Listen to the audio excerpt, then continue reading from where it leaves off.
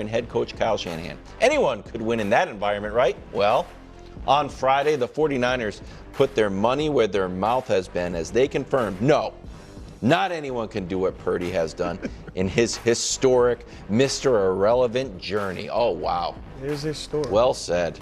Your reaction, bro. Or you want to go? I'd like to go because I feel like that article was a direct shot at me. Well, that's why we just chose it at random. No, I'm joking about it being direct shot at me, but with the mini, you could have replaced the mini with Nick Wright, and it all would have tracked. And that is true. Nick Wright and Not others. that anyone could do it, but that we saw someone do it. Who? And we don't think that someone's that good. Oh, please. Who? No, hold on. Brew, I'll answer your question in a second. Wilds, put the Wilds out here wincing before I give my take. We can't, you can think it's a bad take. I don't think it's a bad That's take. fine. But, and this is where I think the audience, maybe even sometimes the hosts, misremember how we discussed the Niners prior to Brock Purdy. Mm-hmm. Because if the question is, could someone who isn't a top-flight quarterback do what Brock Purdy has done, that's not a hypothetical. That is we actually saw all of it. And if you look at the first 3 seasons Jimmy had as a starter versus Brock Purdy's 3 seasons as a starter, what you will see is a slightly better Jimmy Garoppolo. Like, again, look at it. The quarterback record, Wilds. How's Garoppolo better?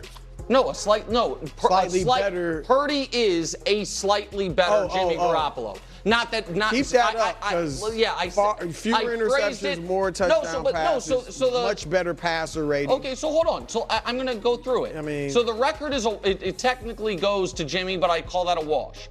The completion percentage technically goes to Jimmy, but call that a wash. 15 yards per game, that goes to Brock. That's not quite a wash. Touchdown interception ratio, which is why that stat is the passer rating stat. Like, because the other numbers are almost identical, so those are basically, it is slightly better touchdown interception ratio. Both of them missed the playoffs one year. Both of them made a Super Bowl. They even lost to the same team. Both of them made a conference championship game. So those of us that say this left-hand column is not enough for us to be thoroughly convinced that Brock Purdy is a top-flight quarterback, we would say because we saw the right-hand column and didn't believe that guy was a top-flight quarterback, and this is where you guys will get mad. A lot of the people who are now arguing for Brock were also then arguing for Jimmy, and now just have washed their hands of it. We have just washed their hands of it. Do we have the graphic, Dust? What? Yeah, and so here's the question I have for you, though, Nick. Yes, I think he's better than Jimmy. You see, how did the Niners get to the Super Bowl when Jimmy was a QB? They had a much better defense than they have now. They ran the football. Oh, okay. You remember this? They had a playoff game in which they threw 8 passes. No doubt about it. But during the year, they were not during just the a running team. But when it came time to win, no question, they went away. And I did like Jimmy G, not as an elite quarterback, but obviously I backed him as a winner. And he was a historically bad playoff quarterback, and Brock has not been that. Brock has not only been not historically bad, he's been very good. And that's the difference, is that Brock, in those comebacks, the year they went to the Super Bowl, coming back against Green Bay, coming back against Detroit. No doubt. So that is a huge difference. Jimmy, and you're right, the regular season he threw the football and he was successful. In the playoffs, they went away from him. And it was like they got there in spite of him. Yes. Whereas with Purdy, it was like, I'm not saying, obviously he wasn't their best player, but it was like he is a big part of why we're getting there. And again, in those comebacks, he led the comeback. So I think that's the difference and I know you're not bringing up this guy, but Trey Lance, who a lot of people love, couldn't do it.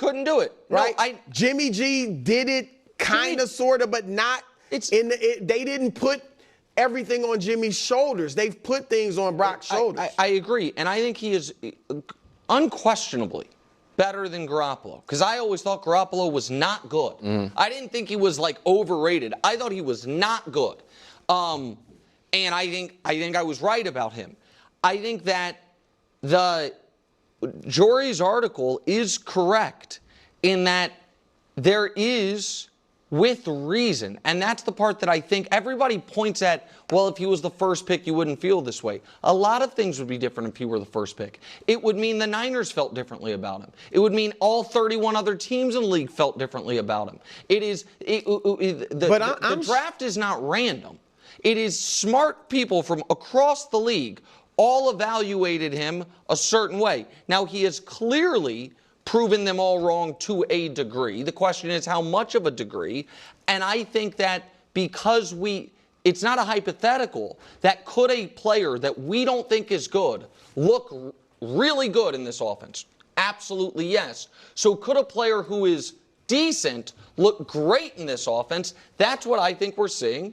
And I think we're going to get more data now because the team's not as stacked. Is where we collide, because this argument gets stuck sometimes, is that you refer to this offense as the same Kyle Shanahan's offense, but Kyle Shanahan is actually running two different things. He ran one set of plays with Jimmy G and is running something else with Brock Purdy.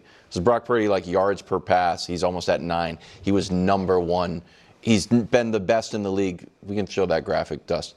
He's been the best since becoming a starter. That was never Jimmy G's graphic, right? So Jimmy G's yards per attempt. So you're probably talking about two different things a little bit, because Jimmy G did have good yards per attempt.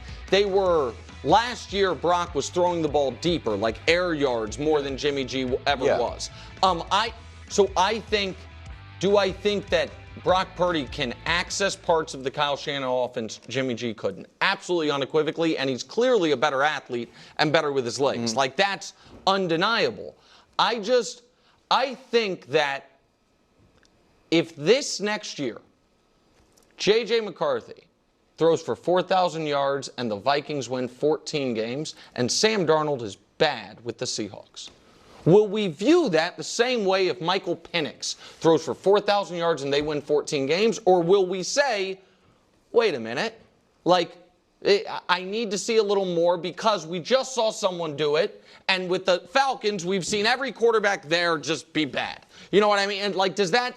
I think that is fair, and I think that's reasonable. I understand the Purdy, and I've said this before, people are going to discount him because of where he was drafted, or they, like you're doing. I'm surprised that you are still so stuck to where a guy was drafted, how great a guy was and I don't even mean this just joke, in high school. Because we've seen so many guys that were drafted in the top 3 quarterbacks that are bust. And we've seen so many quarterbacks drafted late, not Mr. Irrelevant. But heck, Kurt Warner wasn't drafted at all. So Tom Brady, obviously, the 6th round. Dak in the 4th round. I get it, that's different than Mr. Irrelevant. But still, even Joe Montana in his 3rd round. I think that I agree with you entirely on the front end. I think plenty of guys who are drafted super high don't pan out. And listen, I believe in the Prince, but you couldn't. We'll see if he pans out. You couldn't have a better pedigree than him. High school, college, all of it. And thus far, he hasn't been that guy. I think it is a misnomer that there's just scores of these late round quarterback steals. No, evidenced by the fact that, in your example, we're evoking Montana, who's 45 years ago, or Tom Brady, who's 25 years ago. No, we saw Kurt Warner, we saw with Shador's slide. People are like, and so it's not that they can't exist, but it is rare. And he's already the most successful 7th round quarterback ever if he never plays again. And not just Mr. Relevant, just any pick the 7th round.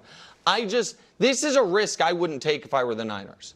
I would want to see him play this year because I think the talent around him this year is going to be much more indicative of the talent around him moving forward than the talent was his first 20 starts in the league. And he just hasn't reached those highs again since then. Okay. 111 days until the Bills open up their season on Sunday night against the Ravens. They're favored in that game and every other game as well. Bills are the only team that are favored in each of their games this year. They are not, however, going to go undefeated, okay? I mean, they might. They could. They could, but they're not, supposed to. Is Buffalo getting too much respect? Well, now that Nick has educated us on Vegas, like they're because if I was looking at this like, oh, they're picked to go 17-0, I think that's ridiculous. Yeah. They were what, 11.5? Is that what they're? I mean, so if that's the case, if we really think they'll be an elite team, win more than 11 games, that's fine. They are an elite team. They are going to be right there in the hunt. They're hungry. I don't think they're going to take a step back. I'm like last year, they looked like the best team for a long time in the regular season. I don't think they'll necessarily look like that, but I think they'll be one of these teams in the hunt to win the Super Bowl or get to the Super Bowl. So I don't think they're being, given too much respect. Yeah, this Buffalo had this, they had this accomplishment, if you want to call it that, a couple years ago. They were favored in every single game. If you are the Ravens, Bills, Chiefs, or Eagles right now, and you don't play any of those other three teams on that list on the road, you're going to be favored in every game. Like that is, so I think this is I think the reaction to this is a lack of maybe understanding of why the lines are what they are. The best teams in the league are going to be favored in every single home game, and they're going to be favored at least slightly on the road against everyone except for the other best teams. I do think that top line, the Bills have the best odds to finish the regular season league-wide with the best record, is an interesting bet that might be worth playing. I think the Bills have never had the number one seed in the Josh Allen era, and it would be, they play in wild card, they've never had the bye. They play wild card weekend every year. Because if they can beat Baltimore in week 1, they do always beat Kansas City in the regular season.